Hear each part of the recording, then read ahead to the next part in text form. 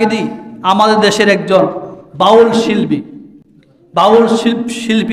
বিভিন্ন তার বাক্যের ভিতরে বিভিন্ন কথার ভিতরে যে সমস্ত বাক্যগুলা উচ্চারণ করেছে তার গানের ভিতরে ওই কথাগুলা সম্পূর্ণ কোরআন বিরোধী, আল্লাহ বিরোধী, নবী বিরোধী।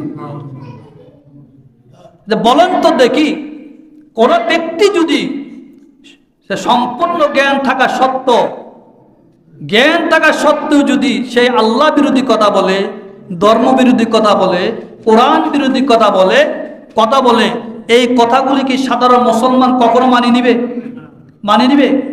কখনো মানিয়ে নিবে না। এবং তাদের বিরুদ্ধে সংগ্রাম করবে, অবশ্যই সংগ্রাম করবে কিনা। তো এই যে বাউল শিল্পী, সেই তার গানের ভিতরে বিভিন্ন বাক্যগুলো উচ্চারণ করেছে, যে সমস্ত বাক্য কুফরি মতবাদ, যে সমস্ত বাক্য কি কুফরি কথা। সে আল্লাহর সাথে শিরক করেছে, আল্লাহর কোরআনের সাথে শিরক করেছে, কোরআনের আইনকে লঙ্ঘন করেছে, আল্লাহকে বিভিন্ন রকমের, আল্লাহর বিরুদ্ধে বিভিন্ন রকমের কটূক্তি করেছে, বিভিন্ন পর্যায়ে কি কটূক্তি করেছে। এবং বিশেষ করে এখন শুধু কটূক্তি নয়, সেই বলেছে আল্লাহ নাকি বহুরূপী, বহুমুখী। শুধু আল্লাহর সাথে নয়, আল্লাহর পবিত্র কোরআনুল কারীম সূরাতুন নাসের ব্যাখ্যা অপব্যাখ্যা করছে কিনা। কুল আউযু বিরাব্বিন নাস, আল্লাহ বলতেছে কুল, হে আপনি বলে দিন আমি কুল আউযু বিরাব্বিন নাস, মানুষের রবের কাছে আশ্রয় প্রার্থনা করি বলছেন। আল্লাহ কি বলছেন? আল্লাহ বলছেন হে নবী আপনি বলে দিন আমি মানুষের রবের কাছে আশ্রয় প্রার্থনা করি, দুনিয়ার কোনো মানুষের কাছে নয়, মানুষের রবের কাছে আশ্রয় প্রার্থনা করি। আর সে বলে কুলাউজের নাসের অর্থ হলো নাসের কথা বলছে, কুলাউজের নাসনের কথা বলছে আল্লাহ পাক। এই কি আসলে মানুষ না শয়তান? কথা বলেন, এর মানুষ না শয়তান? তো এই মানুষ শয়তান, সে শয়তান হয়, ওই শয়তানের বিরুদ্ধে যুদ্ধ করা প্রয়োজন আছে কিনা? কথা বলেন। এখন মুসলমান যদি বসে থাকে, তার বিরুদ্ধে কথা না বলে, মুসলমানের ঈমান থাকবে? ঈমান থাকবে না। এক। আর যারা যেই মুসলমান বাউল শিল্পী পক্ষপাতিত্ব করবে, বাউল শিল্পী কি পক্ষ নিয়ে কথা বলবে, ইসলামের পক্ষে কথা বলবে না, আল্লাহর পক্ষে কথা বলবে না, নবীর পক্ষে কথা বলবে না, কোরআনের পক্ষে কথা বলবে না, বাউল শিল্পীদের পক্ষপাতিত্ব করে তাদের পক্ষে কথা বলবে, সেই কি মুসলমানের ভিতরে আসেনি? নাই। আচ্ছা বলুন তো দেখি, বাউল শিল্পীরা যে সমস্ত গানগুলা গাইতেছে, এই সমস্ত গানগুলোকে আসলে সত্য কেন?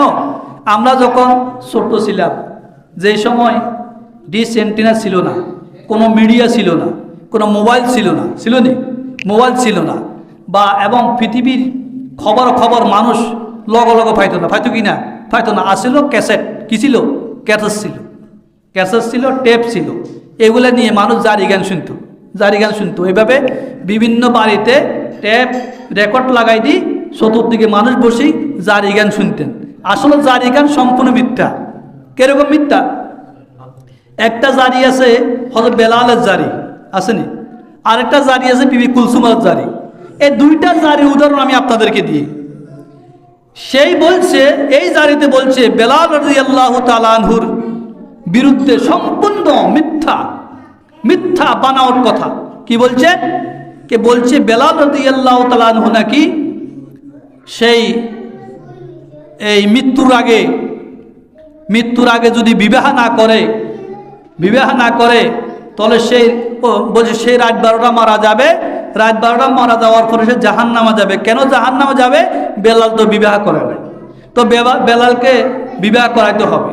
তো এরপরে রাত 12টার পরে আজরাইলে আইসে মানুষের সুরুত ধরে, কিসের সুরুত? মানুষের সুরুত দূরণ করে আজরাইল আসে, ওই বেলালের বাড়ির সামনে রুটি নিয়ে লাড়াচাড়া করে। তো সেইখানে একটা ফকির এসে, ফকিরে রুটি নিয়ে লাড়াচাড়া করে। আজরাইল এসে কি বেলালের জান কবজ করার জন্য, তো তুমি বেলালের জান কবজ করতে পারবে না। এইভাবে বিভিন্ন রকমের কথাগুলো দিয়ে একটা জারি বানাইছে। আচ্ছা বলুন তো দেখি, এই জারিগুলো কি সত্য না মিথ্যা? আল্লাহু আকবার। অত বেলাল রাদিয়াল্লাহু তাআলা আনহু কত বড় সাহাবী, কত বড় ঈমানদার, যে বেলালের খরাবের আওয়াজ বিশ্বনবী মুহাম্মদুর রাসূলুল্লাহ সাল্লাল্লাহু আলাইহি ওয়াসাল্লাম যখন মেহরাজ শরীফে যাচ্ছেন, বেলালের খরাবের আওয়াজ শুনছেন, বেলালের জুতার আওয়াজ শুনছেন জান্নাত থেকে। সেই বেলাল রাদিয়াল্লাহু আনহু তার বিরুদ্ধে মিথ্যা কথা বলা, এই মানুষের সাধারণ মানুষগুলো অন্তরের ভিতরে এই সমস্ত কথাগুলো ঢুকে দেওয়া কি এক? আলহামদুলিল্লাহ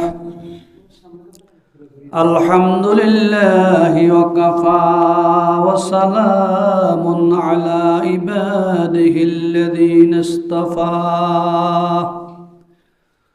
আম্মা বা'দু ফাউযু বিল্লাহি মিনাশ শাইতানির রাজীম। বিসমিল্লাহির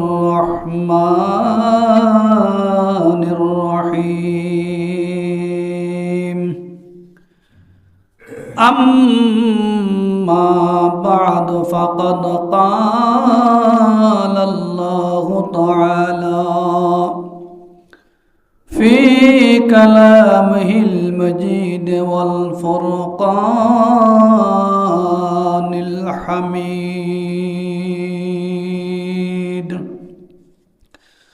আউযু বিল্লাহি মিনাশ শাইতানির রাজীম।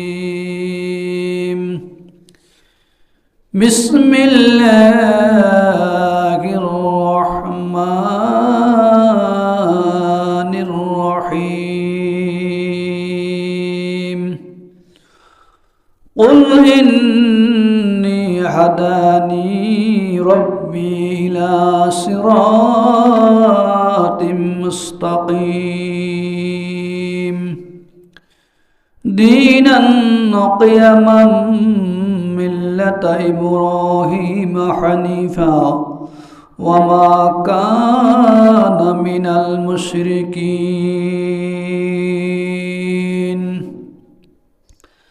عن براء بن عازب رضي الله تعالى عنه عن النبي صلى الله عليه وسلم قال: إذا وقد المؤمن في قبره أوتي ثم شهد أن لا إله إلا الله وأن محمدا رسول الله فذلك كونه يثبت الله الذين آمنوا بالقول الثابت أو كما قال النبي عليه الصلاة والسلام.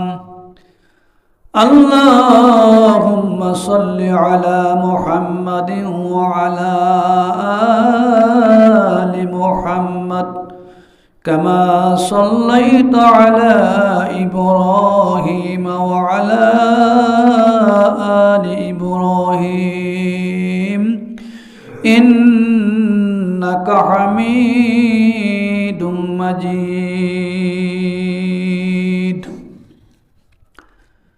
সম্মানিত মুআজ্জাজ মুহতারাম সদর জলাস মুরব্বী নিজাম, সম্মানিত মুআজ্জাজ মেহমানবৃন্দ, আসসালামু আলাইকুম ওয়া রাহমাতুল্লাহি ওয়া বারাকাতুহু।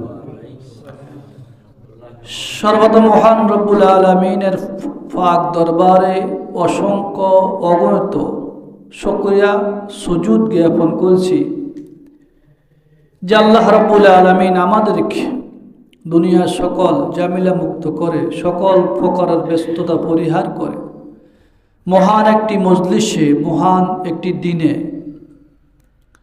মহান রবের দরবারে আসার তৌফিক দান করেছেন। এই জন্য আমরা সকলে অন্তরস্থল থেকে প্রভুর দরবারে শুকরিয়া জ্ঞাপন করি, আলহামদুলিল্লাহ। বিশ্বনবী মুহাম্মদ রাসূলুল্লাহ সাল্লাল্লাহু আলাইহি ওয়াসাল্লামের উপরে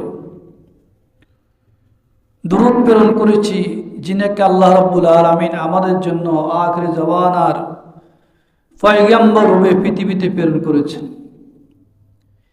আমি পবিত্র কালামুল্লাহ শরীফ থেকে সূরা আন-নামের শেষ ভাগের 6টি আয়াতের মধ্যে থেকে একটি আয়াত তেলাওয়াত করেছি।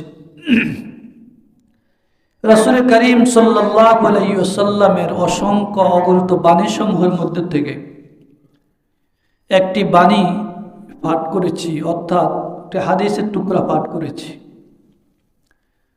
আল্লাহ রাব্বুল আলামিন যদি তৌফিক দান করে কোরআন ও হাদিসের আলোকে দু একটি কথা আলোচনা করার জন্য চেষ্টা করব। আল্লাহ যদি আমাদেরকে তৌফিক দান করেন। কি বলেন? কথা তো আমার না, আমার নেই। আজকের এই বক্তব্য আলোচনা কি আমার? কার? আল্লাহ মহান রবের। আর মহান রবের নবী মুহাম্মদ রাসূলুল্লাহ সাল্লাল্লাহু আলাইহি ওয়াসাল্লাম যাই আলোচনা করা হবে কোরআন ও হাদিসের আলোকে আলোচনা করা হবে। আল্লাহ পাক আমাদেরকে সমগ্র পৃথিবীর মানুষদেরকে একটা মেসেজ দিয়েছেন। কি দিয়েছেন? একটি মেসেজ। এই মেসেজ শুধু বাংলাদেশের মানুষের জন্য না, এই মেসেজ শুধু আমেরিকার জন্য না, এই মেসেজ ইন্ডিয়ার জন্য না, এই মেসেজ আফ্রিকার জন্য না, এই মেসেজ হলো পৃথিবীর শুরু থেকে শেষ প্রান্ত পর্যন্ত, যেখানে সূর্য উদিত হয় আর যেই দিক অস্ত্র যায়, এই বিশাল মহা জগতের যত মানব মণ্ডলী আছে সমস্ত মানব মণ্ডলীর জন্য মেসেজ। আল্লাহু আকবার। কারণ অন্যান্য যুগে নবীদেরকে আল্লাহ পাক সমগ্র পৃথিবীর নেতৃত্ব দিয়ে পাঠান নাই। আল্লাহ পাক আখিরি জামানার নবী মুহাম্মদ রাসূলুল্লাহ সাল্লাল্লাহু আলাইহি ওয়াসাল্লামকে সমগ্র পৃথিবীর নেতৃত্ব দিয়ে প্রেরণ করেছেন। আর সমগ্র পৃথিবীর জন্য একটা মেসেজ হলো কোরআনুল কারীম। সুবহানাল্লাহ বলেন না? কি কোরআনুল কারীম? কোরআনুল কারীমের বিরুদ্ধে, কোরআনুল কারীমের বাইরে কোনো কথা আছে কিনা? নাই।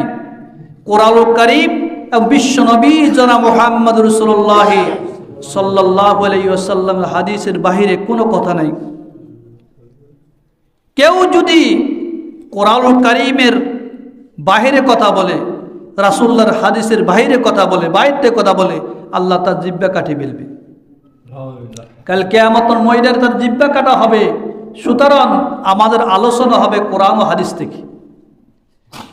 আল্লাহ রাব্বুল আলামিন, আমি যে আয়াতটি আপনাদের সামনে উপস্থাপন করেছি, এই আয়াতের মধ্যে আল্লাহ রাব্বুল আলামিন একটি ধর্মের কথা বলছেন। কিসের কথা? একটা ধর্ম। আল্লাহ পাক সেই ধর্মটা হলো সিরাতুল মুস্তাকিমের পথ। এই পথটা সঠিক সরল পথ। আল্লাহ পাক সঠিক সরল পথের কথা বলছে। কোরআনুল কারীমে আল্লাহ যে সঠিক সরল পথের কথা বলছে, ওই পথ দামি না পৃথিবীতে অন্যান্য পথ দামি? পৃথিবীতে বহুত রকমের পথ আছে, আছে না? আঁকা বেঁকা বহুত পথ আছে, কিন্তু সহজ সরল পথ হলো সিরাতুল মুস্তাকিমের পথ। আর সিরাতুল মুস্তাকিমের পথ হলো আল্লাহ এবং তার রাসূলের পথ, কোরআনুল কারীমের পথ। এই পথ থেকে যদি আমরা একটু বিচ্যুত হই, সিরাতুল মুস্তাকিমের পথ থেকে যদি একটু স্লিপ খাই, আর আমার জন্য দুনিয়ার আখিরাত নেই, আসেনি? এই জন্য সিরাতুল মুস্তাকিমের পথ হলো আল্লাহর পথ, কোরআনুল কারীমের পথ, যেই পথে নবী মুহাম্মদ রাসূলুল্লাহ সাল্লাল্লাহু আলাইহি ওয়াসাল্লামকে আল্লাহ পাক বিশাল একটা মিশন নিয়ে প্রেরণ করেছেন। ওই মিশনটার নাম হলো ইসলাম। ঠিক না? ওই মিশনের নাম ইসলাম।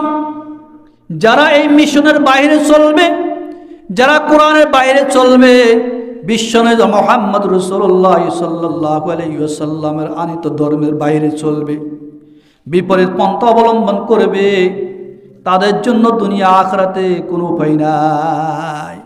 তারা নাস্তিক, তারা মুরতাদ, তারা ইসলাম বিরোধী, ধর্ম বিরোধী, কোরআন বিরোধী। ঠিক না?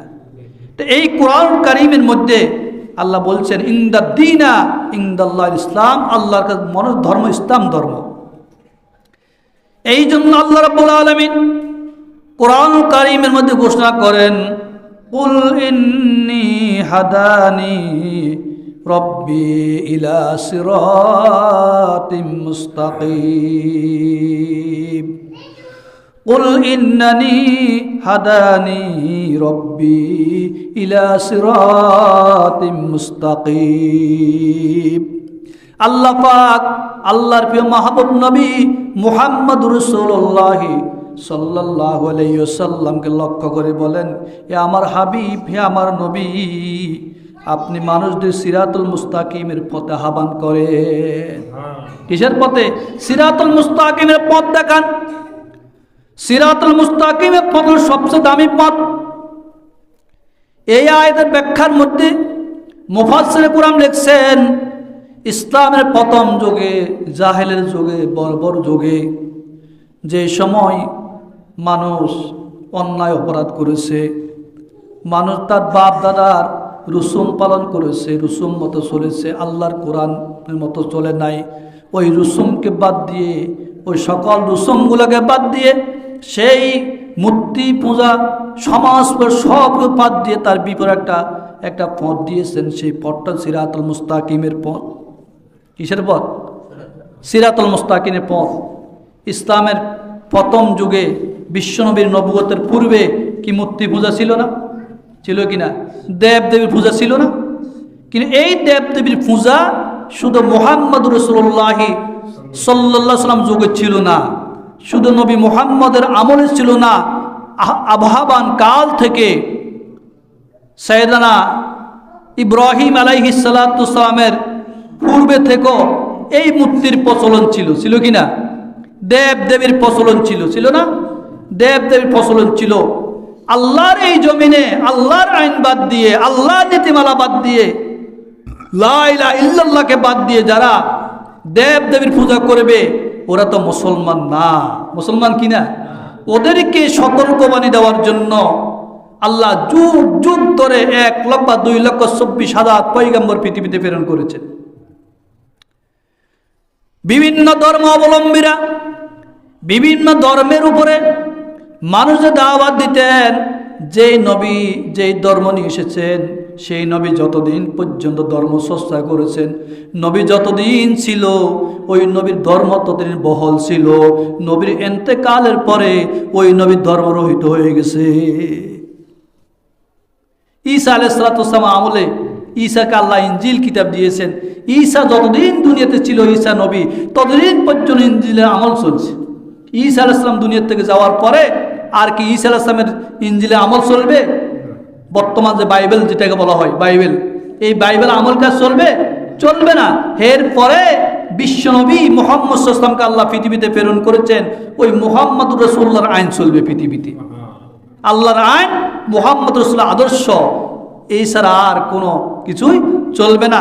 তো এখন আল্লাহ এই আয়াতটা বলেছেন, আল্লাহ এই আয়াতটা সিরাতুল মুস্তাকিমের পথটা কোন পথ সেটা আল্লাহ এর পরবর্তী এই আয়াতের বাকি অংশের মধ্যে বলেছেন। আচ্ছা বলুন তো দেখি, সাইয়েদানা ইব্রাহিম আলাইহিস সালাতু সালাম দুনিয়াতে আসার পরে তিনার তো একটা ধর্ম ছিল, ছিল কি না? ওই ধর্মটা ছিল ইব্রাহিমের ধর্ম থেকে, ইব্রাহিমের নসল থেকে ইসমাইল আলাইহিস সালাতু সালাম, আর ইসমাইল আলাইহিস সালাতু সালামের নসল থেকে আমাদের প্রিয় নবী মুহাম্মদ রাসূলুল্লাহ সাল্লাল্লাহু আলাইহি সাল্লাম পৃথিবীতে এসেছেন। তাহলে বোঝা গেছে ইব্রাহিমের ধর্ম আমাদের নবী মুহাম্মদ রাসূলুল্লাহ সাল্লামের ধর্ম, ঠিক না? মুহাম্মদ পৃথিবীতে আসার আগে, নবুয়ত পাওয়ার আগে, সেই ইব্রাহিমের ধর্ম পৃথিবীতে কি ছিল? ছিল ইব্রাহিমের ধর্মের উপরে আমরা ছিলাম, উম্মত মুহাম্মদীয় ছিল, ছিল কি না? ওই ধর্মের কথা আল্লাহ সেই একটা নির্বাচিত ধর্ম, নির্বাচিত দিন আল্লাহ রাব্বুল আলামিন এই জাতিকে দান করেছেন। এই জন্য আল্লাহ রাব্বুল আলামিন বলেন, দীনান কিয়ামাম মিল্লাতা ইব্রাহিম হানিফা, সেই ধর্ম হলো ইব্রাহিম আলাইহিস সালাতু ইব্রাহিমের নির্বাচিত ধর্ম। দীনান এমন দিন, কিয়ামাম মিল্লাত ইব্রাহিমা হানিফা, যে ইব্রাহিমের মিল্লাতের উপর দায়েম আর কায়েম এবং থাকা। তো ইব্রাহিমের মিল্লাত অর্থাৎ ইব্রাহিম আলাইহিস সালাতু সালাম যে ধর্মের উপর অটল ছিলেন, অবিচল ছিলেন, যেই ধর্মকে চর্চা করেছেন, সেই ধর্ম হলো ইব্রাহিমের ধর্ম। আর ইব্রাহিমের ধর্মের থেকে, ইব্রাহিমের নসল থেকে আমাদের পিয়ারা মুহাম্মদ সাল্লাল্লাহু দুনিয়াতে প্রেরণ করেছেন। আর ইব্রাহিম বলতে মা কানা মিনাল মুশরিকিন, তিনি মুশরিক ছিলেন না, ছিলেন। এই জন্য মা কানা মিনাল মুশরিক, মা কানা মিনাল মুশরিকিন, তারা মুশরিক ছিল না। অর্থাৎ মুশরিকদের কোনো অন্তর্ভুক্ত হওয়া যাবে না, কোনো মুশরিকদের কাজ করা যাবে না। যাবে কি না? যাবে না। তাহলে আল্লাহ আমাদেরকে যে ধর্ম তথা যে কোরআনুল কারীম আল্লাহ আমাদেরকে দান করেছেন, ওই কোরআনুল কারীমের আদতে চলতে হবে, হবে কি না? আজকে পৃথিবীতে যারা জ্ঞান পাপী, যারা কোরআন বুঝে না, কোরআন মতো আমল করে না, কোরআনুল কারীমের আদর্শ, কোরআনুল কারীমের হুকুম, রাসূলের আদর্শ মানে না, তারা কি মুসলমান? তাদের কি মুসলমানিত্ব আছে? থাকবে? থাকবে? থাকবে না। কেন? দিনের এলেম আর দিনের সমুজ আর জ্ঞান না থাকার কারণে তার দিন পাপী হয়েছে। আজকে ধর্মকে বিভিন্ন রকমের পুঁজি করে, ধর্মকে বিভিন্ন রকমের, ধর্মের ভিতরে বিভিন্ন কালচার প্রবেশ করায়, করাই না? মুসলমানের ঘরে জন্ম নিয়ে যদি, মুসলমানের ঘরে জন্ম নিয়ে যদি বলে যে আল্লাহর বিভিন্ন মুখ আছে, আল্লাহ বিভিন্ন, আল্লাহ পাকের আল্লাহ পাক বিভিন্ন রূপী, আল্লাহর বিভিন্ন মুখ আছে, আল্লাহর কি মুখ না কোন, এমন কথা বলে কিনা, বলছে কিনা? বলছে। এরা হলো জ্ঞান পাপী, এরা ইসলামের বিরুদ্ধে, ধর্মের বিরুদ্ধে, আলেম ওলামাদের বিরুদ্ধে, বিরুদ্ধে কিনা? কিছুদিন আগে আমাদের দেশের একজন বাউল শিল্পী, বিভিন্ন তার বাক্যের ভিতরে, বিভিন্ন কথার ভিতরে যে সমস্ত বাক্যগুলা উচ্চারণ করেছে তার গানের ভিতরে, ওই কথাগুলা সম্পূর্ণ কোরআন বিরোধী, আল্লাহ বিরোধী, নবী বিরোধী। বলেন তো দেখি, কোন ব্যক্তি যদি সে সম্পূর্ণ জ্ঞান থাকা সত্ত্বেও, জ্ঞান থাকা সত্ত্বেও যদি সে আল্লাহ বিরোধী কথা বলে, ধর্ম বিরোধী কথা বলে, কোরআন বিরোধী কথা বলে, এই কথাগুলি কি সাধারণ মুসলমান কখনো মানি নিবে? মানি নিবে? কখনো মানি নিবে না। এবং তাদের বিরুদ্ধে সংগ্রাম করবে, অবশ্যই সংগ্রাম করবে কিনা? তো এই যে বাউল শিল্পী, সেই তার গানের ভিতরে বিভিন্ন বাক্যগুলো উচ্চারণ করেছে, যে সমস্ত বাক্য কুফরি মতবাদ, যে সমস্ত বাক্য কি কুফরি কথা, কুফরি কথা। সে আল্লাহর সাথে শিরক করেছে, আল্লাহর কোরআনের সাথে শিরক করেছে, কোরআনের আইনকে লঙ্ঘন করেছে, আল্লাহকে বিভিন্ন রকমের, আল্লাহর বিরুদ্ধে বিভিন্ন রকমের কটূক্তি করেছে, বিভিন্ন পর্যায়ে কি কটূক্তি করেছে। এবং বিশেষ করে এখন শুধু কটূক্তি নয়, সেই বলেছে আল্লাহ নাকি বহুরূপী, বহুমুখী। শুধু আল্লাহর সাথে নয়, আল্লাহর পবিত্র কোরআনুল কারীম সূরাতুন নাসের ব্যাখ্যা অপব্যাখ্যা করেছে, করছে কিনা?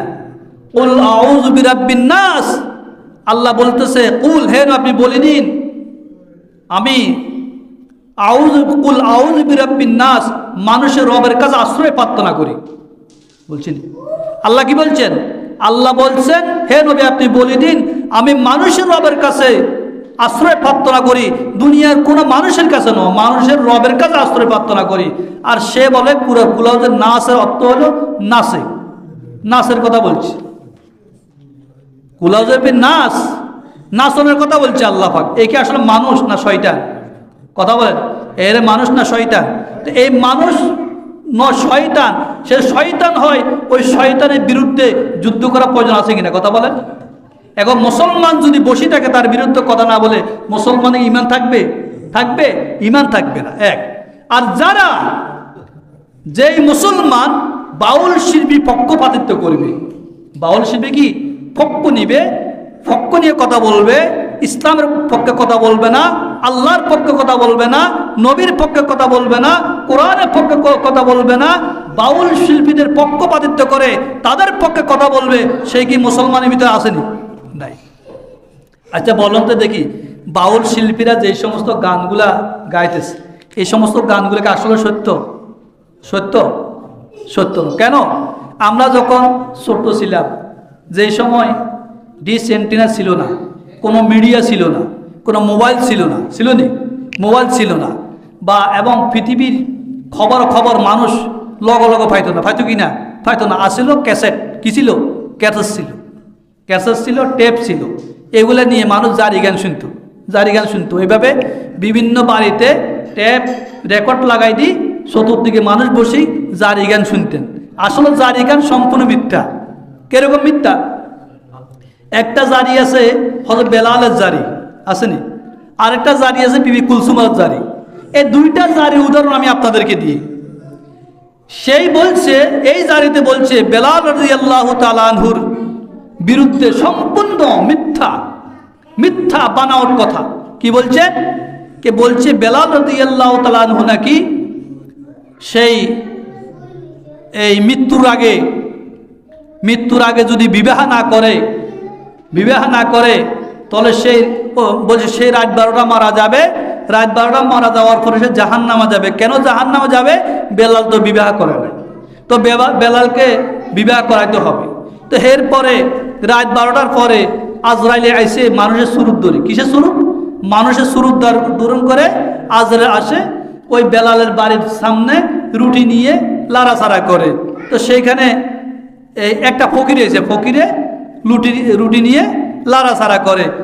আজরাইল এসে কি বেলালের জান কবজ করার জন্য, তো কত তুমি বেলালের জান কবজ করতে পারবে না। এইভাবে বিভিন্ন রকমের কথাগুলো দিয়ে একটা জারি বানাইছে। আচ্ছা বলুন তো দেখি, এই জারিগুলো কি সত্য না মিথ্যা? আল্লাহু আকবার। অত বেলাল রাদিয়াল্লাহু তাআলা আনহু কত বড় সাহাবী, কত বড় ঈমানদার, যে বেলালের খরামের আওয়াজ বিশ্বনবী মুহাম্মদুর রাসূলুল্লাহ সাল্লাল্লাহু আলাইহি ওয়াসাল্লাম যখন মেহরাজ শরীফে যাচ্ছেন, বেলালের খরামের আওয়াজ শুনছেন, বেলালের জুতার আওয়াজ শুনছেন জান্নাত থেকে। সেই বেলাল রাদিয়াল্লাহু আনহু তার বিরুদ্ধে মিথ্যা কথা বলা, এই মানুষের সাধারণ মানুষগুলো অন্তরের ভিতরে এই সমস্ত কথাগুলো ঢুকে দেওয়া কি এক। 2 নম্বর, কুলসুমার জারি শুনতাম। তো কুলসুমারে দিছে বিয়া ধনী বেটা চাই, ফাতেমারে দিছে বিয়া গরিব বেটা চাই। কি চাই? গরিব বেটা। আলী হলো গরিব, মানে ফাতেমার জামাই আলী ছিল গরিব, আর কুলসুমার জামাই হলো হযরত ওসমান রাদিয়াল্লাহু আনহু, ওসমান ছিল ধনী। তো বলছে কি, ফাতেমারে দিছে বিয়া গরিব বেটা চাই, কুলসুমারে দিছে বিয়া ধনী বেটা চাই। এরপরে যখন বিয়ের টাইমে ফাতেমা রাদিয়াল্লাহু আনহা সে ওসমানের বাড়িতে, বিবি কুলসুমের বাড়িতে গেল, যাওয়ার পরে তাদের খানা দেয় নাই, খাওয়া দেয় নাই, ঘর থেকে তাড়ায় দিল। তাড়ায় দেওয়ার পরে তাদের ঘরের খাদ্যগুলো ফাতর হয়ে গেছে। নাউজুবিল্লাহ। সম্পূর্ণ মিথ্যাচার, সম্পূর্ণ কি? অথচ হযরত ওসমান রাদিয়াল্লাহু তাআলা আনহু কত বড় দানশীল ব্যক্তি ছিলেন। তবুকের যুদ্ধে হযরত ওসমান রাদিয়াল্লাহু তাআলা আনহু যত সম্পদ ছিল, সকল সম্পদকে 3 ভাগ করে 2 ভাগ তবুকের যুদ্ধের জন্য অংশগ্রহণ দিয়েছেন, আর 1 ভাগ নিজের ঘরে রেখেছেন। সুবহানাল্লাহ বলেন না? এটার নাম সাহাবী। এই যে সাহাবীদের বিরুদ্ধে তারা মিথ্যা কথা বলে, মিথ্যা বিশুদ্ধার করে, ওই টাইমে তো আলেম ওলামা এমন ছিল না, জানতো না, কোনো ইন্টারনেট ছিল না, ছিল কি না? এখন প্রত্যেকটি ঘরে ঘরে ইন্টারনেট, প্রত্যেকটি ঘরে ঘরে মোবাইল। আপনি এখন কি বলছেন, সেকেন্ডের ভিতরে মানুষ আপনার কথাগুলা পাইতেছে না? পাইতেছে। তো এই যে কথাগুলা মিথ্যাচার, জারি বলতে মিথ্যা। এই মিথ্যাচারের কারণে কি আল্লাহ আপনাকে কবর আযাব দিবে না? দেবে কি না? অবশ্যই দিবে। আমাদের দেশের একজন জ্ঞানী লোক আছে, যার নাম ফরহাদ মজার। এই ফরহাদ মজার সে হলো জ্ঞান পাপী। কেন জ্ঞান পাপী বলি? অন্য কিছু না, উনি একজন জ্ঞানী লোক, একজন মুসলমানের ঘরে জন্ম নিয়েছেন। মুসলমানের ঘরে জন্ম নেওয়ার পরেও সে বাউল শিল্পীর পক্ষে ভোট দিচ্ছেন, বাউল শিল্পীর পক্ষ নিয়েছেন, ইসলামের পক্ষে নেন নাই, কোরআনের পক্ষে নেন নাই, আলেম ওলামার পক্ষে নেন নাই। আমরা সাধারণ মুসলমান, আমাদের জ্ঞান, আল্লাহ আমাদেরকে জ্ঞান দিয়েছে, বুদ্ধি দিয়েছে না?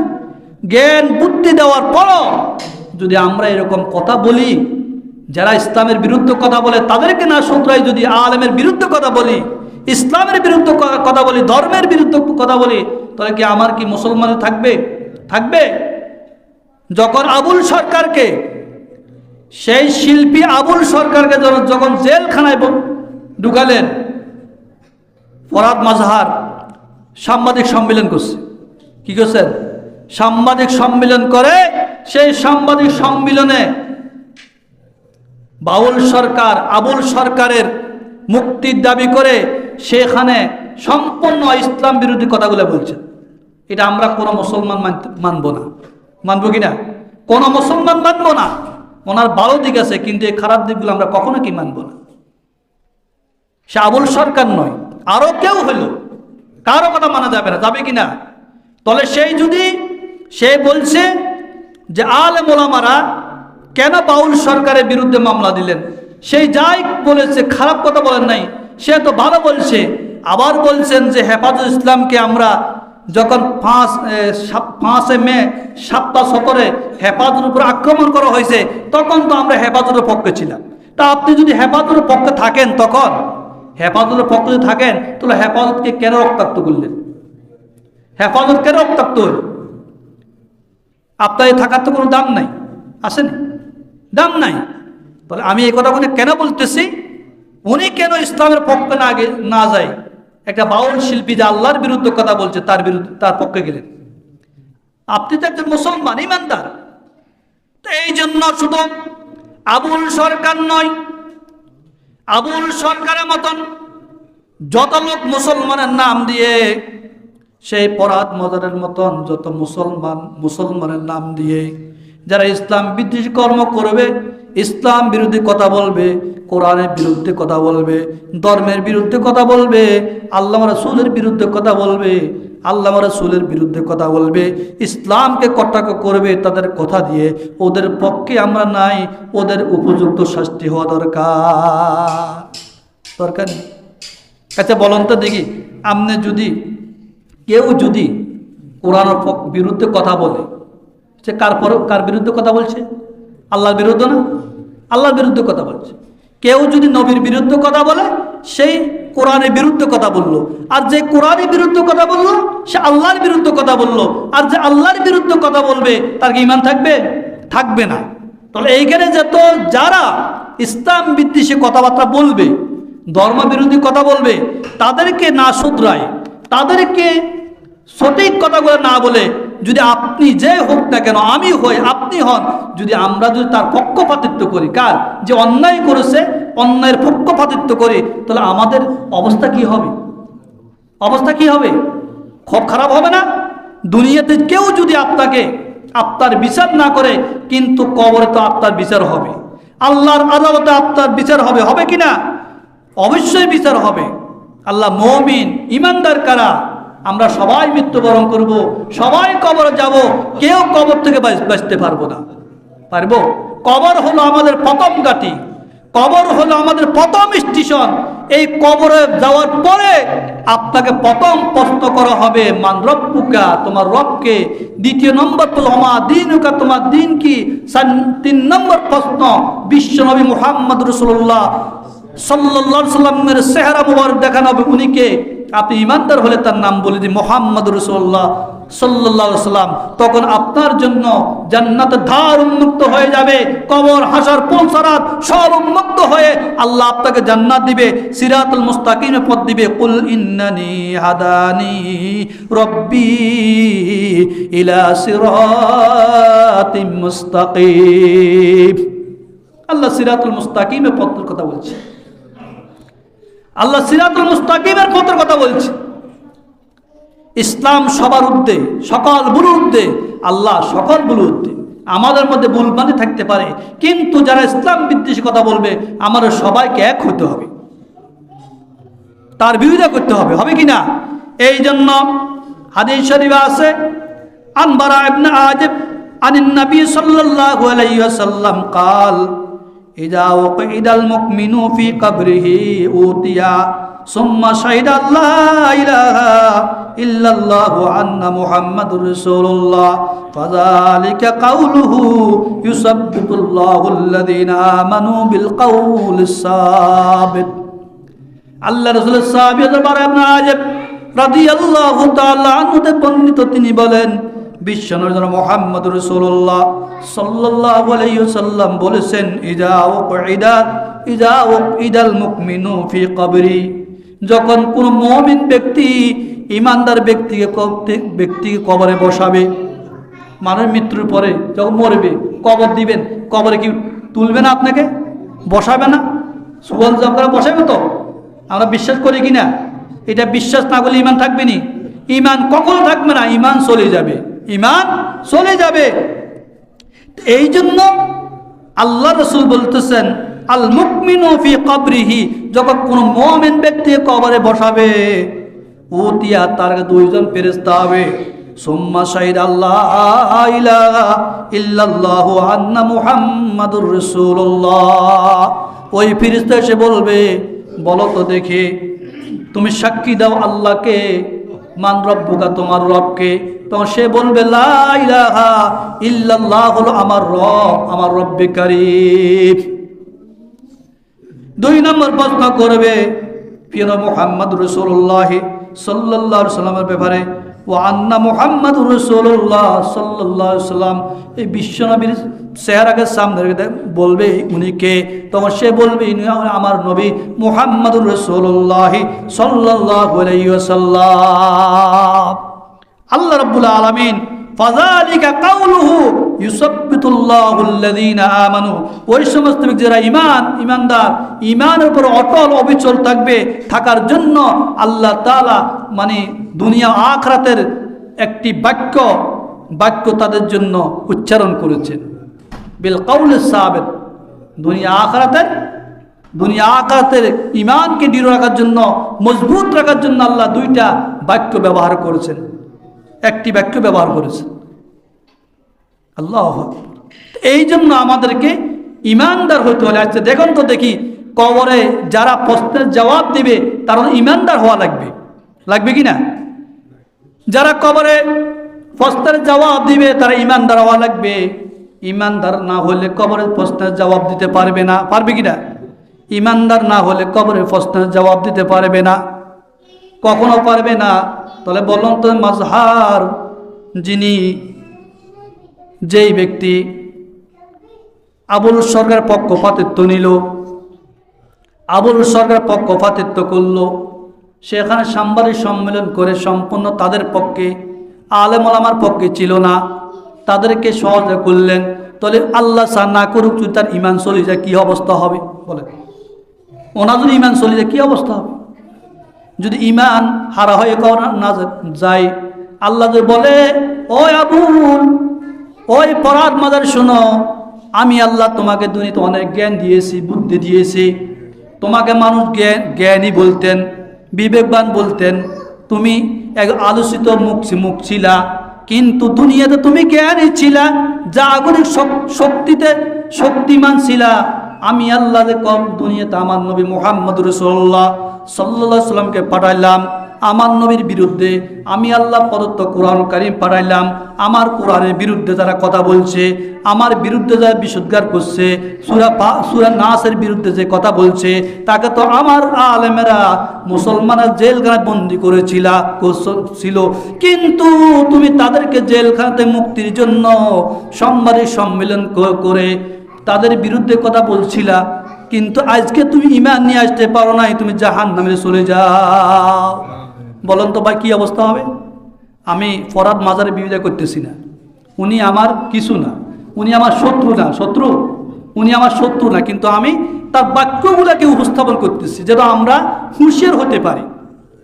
আল্লাহ যেন আমাদেরকে ঈমানের মতন দৌলত দান করেন, ঈমান এবং দৌলত যেন আল্লাহ আমাকে দান করেন। আচ্ছা বুঝলাম উনি তাদের পক্ষে কথা বলল, এই যে আবুল সরকার, শিল্পী আবুল সরকার, সে যে সূরা নাসের ব্যাখ্যা অপব্যাখ্যা করলেন, সেই ব্যাপারে আপনি কিছু বললেন না, কিছু বললেন না। শুধু উনি না, আমাদের দেশে আরো অনেক ভদ্রলোক আছে বাউল শিল্পীদের পক্ষপাতিত্ব করছে। বাউল শিল্পী তো আমাদের বিরুদ্ধে, আমাদের দুশমন না। বাউল শিল্পী আমাদের দুশমন না। শত শত বছর পর্যন্ত বাউল শিল্পীরা বাউল গান গায়, এই পর্যন্ত কোনো মুসলমান, কোনো ইমানদার বাউলদের বিরুদ্ধে কথা বলেন নাই, বাউলদেরকে জেলখানে বন্দির কথা বলেন নাই, বলেন নাই। কিন্তু বর্তমান কেন বাউলদেরকে জেলখানে বন্দি করার জন্য বললেন? অর্থাৎ তারা আল্লাহ ওয়া রাসূলের বিরুদ্ধে কি অস্ত্র ধারণ করেছে, আল্লাহর বিরুদ্ধে কথা বলছে, কোরআনের বিরুদ্ধে কথা বলছে। তারা যেন ভবিষ্যতে হুঁশিয়ার হয়, তারা যদি ভবিষ্যতে যদি সংশোধন হয়, ওই সংশোধনের জন্য তাদেরকে জেলখানায় বন্দি করা, অন্য কিছু না, ঠিক না? এই জন্য রাসূল আরবি মুহাম্মদ রাসূলুল্লাহ সাল্লাল্লাহু আলাইহি আদর্শের বিরুদ্ধে যারা কথা বলবে, আজকে আসেন, এই বাউল শিল্পী বলছেন মদ হারাম করেন আল্লাহ কোরআনে। এই বলছেন কিনা কথা বলেন, আমরা ভিডিও দেখছেন, বলছেন কিনা? আমরা ভিডিও দেখেন নাই? এই বাউল শিল্পী বলছে আল্লাহ মদ হারাম করেন নাই, আল্লাহ সুদ হারাম করেন নাই, আল্লাহ এগুলা কখনো হারাম করেন নাই, জুয়া হারাম করেন নাই, এগুলা হালাল, এগুলা কি হালাল। যদি হালাল, জুয়া যদি হালাল হয়, মদ যদি হারাম হয়, যেই মূর্তি পূজা যদি হালাল হয়, আল্লাহর কোরআন কি মিথ্যা? কথা বলেন, মিথ্যা? আল্লাহ রাব্বুল আলামিন আল্লাহ রাব্বুল আলামিন কোরআন কারীমের মধ্যে সুস্পষ্টভাবে বলেছেন, ইয়া আইয়ুহাল্লাযীনা আমানু ইন্নামাল খামরু ওয়াল মাইসির ওয়াল আনসাব রিজজুম মিন আমালিশ শাইতান। আল্লাহ রাব্বুল আলামিন দুনিয়ার মুসলমানদেরকে লক্ষ্য করে বলে, ওহে মুসলমান, ও ইমানদার ব্যক্তিরা শোনো, শোনো, আল্লাহ তাআলা পৃথিবীতে 4টা জিনিসকে হারাম করেছেন। কয়টা জিনিস? কয়টি? 4টি জিনিস হারাম করেছেন। 1 নম্বর হলো মদ, ইন্নাল খামরা, খমর মদ। 2 নম্বর জুয়া, ওয়াল খামর ওয়াল মাইসির। 3 নম্বর ওয়াল আজলাম, মূর্তি পূজা। মদ, জুয়া, লটারি, মূর্তি পূজা, এই 4টা জিনিস আল্লাহ হারাম করেছেন। এগুলো শুধু হারাম নয়, এগুলো হলো শয়তানের গান্দিগি। ইয়া আইয়ুহাল্লাযীনা আমানু ইন্নামাল খামরু ওয়াল মাইসির ওয়াল আনসাব রিজজুম মিন আমালিশ শাইতান। কে বলছেন? আমি বলছি। আমার উপর রাগ করবেন? রাগ করবেন আমার উপরে? করেন। আমি তো আমার বক্তব্য দিচ্ছি না, আল্লাহর কোরআনে বক্তব্য দিচ্ছি। আপনারা জানেন না, আপনাদের জানাই দিচ্ছি নাকি? এই ইয়া আইয়ুহাল্লাযীনা আমানু, হে ইমানদার ব্যক্তিরা, ইন্নামাল খামর, একমাত্র খমর মদ, ওয়াল মাইসির জুয়া, ওয়াল আনসাব মূর্তি, ওয়াল আজলাম লটারি, এই 4টা জিনিস শয়তানের গান্দিগি। মানে আল্লাহ বলছেন এগুলা কি শয়তানের গান, ফাজতানিবুহু লাআল্লাকুম তুফলিহুন। তো এগুলো ফরজ করো, তাহলে কামিয়াব হবে, সফলতা অর্জন করবে। আজকে আমাদের সমাজে কি মদ নাই? আছে? নাই? সমাজে কি জুয়া নাই? সমাজে কি দেশে কি মূর্তি পূজা ছিল না? নাই? আছে? লটারি নাই? আসেনি? এই 4 জিনিস তো আছে, কমার বেড়ে আছে, তো আছে। তো এখন যদি আমি বলি, একজন ব্যক্তি যদি মানে সাংবাদিক সম্মেলন হোক বা তার গানের ভিতরে যদি বলেন আল্লাহ মদ হারাম করে নাই, তাহলে এই দেশের যুব সমাজ তো আরো নষ্ট হয়ে যাবে। যাবে কি না? যুব সমাজ মদ খাবে না? মদ খাবে। জুয়া বেড়ে যাবে। বেড়ে যাবে কি না? জুয়া বেড়ে যাবে, মদ বেড়ে যাবে। বেড়ে যাবে না? অবশ্যই বেড়ে যাবে। তো এই জন্য আল্লাহর কথাটা সত্য, মিথ্যা না। এই জন্য দ্বীনি হককে আমরা চিন্তা করতে হবে। যতক্ষণ পর্যন্ত দ্বীন আমার বিরুদ্ধে থাকবে না, ইসলাম আমার বিরুদ্ধে থাকবে না, কোরআন আমার বিরুদ্ধে থাকবে না, আল্লাহ রাসূলের মুহাব্বতের ভালোবাসা থাকবে না, নবীর ভালোবাসা থাকবে না, কবরের ভয় থাকবে না, জাহান্নামের ভয় থাকবে না, কবর আযাবের ভয় থাকবে না, ততক্ষণ পর্যন্ত আল্লাহ আমার মুখ থেকে উল্টার পাল্টা বাইর করবে। আর এই উল্টা পাল্টাকে সংশোধন করার জন্য আল্লাহ পৃথিবীতে এক শ্রেণীর লোক রাখছে, এর হলো ওলামায়ে কেরাম, ওলামায়ে দ্বীন। যারা কোরআনুল কারীমকে পৃথিবীতে প্রসার করে এরাই আপনার অন্যায়ের জবাব দিবে কিনা? ঠিক হয়ে যান, হুঁশিয়ার, খবরদার, কেউ অন্যায়ের পক্ষে যেতে পারবেন না। একজন ব্যক্তি অন্যায় করলে তাকে কি সংশোধন দিতে হবে?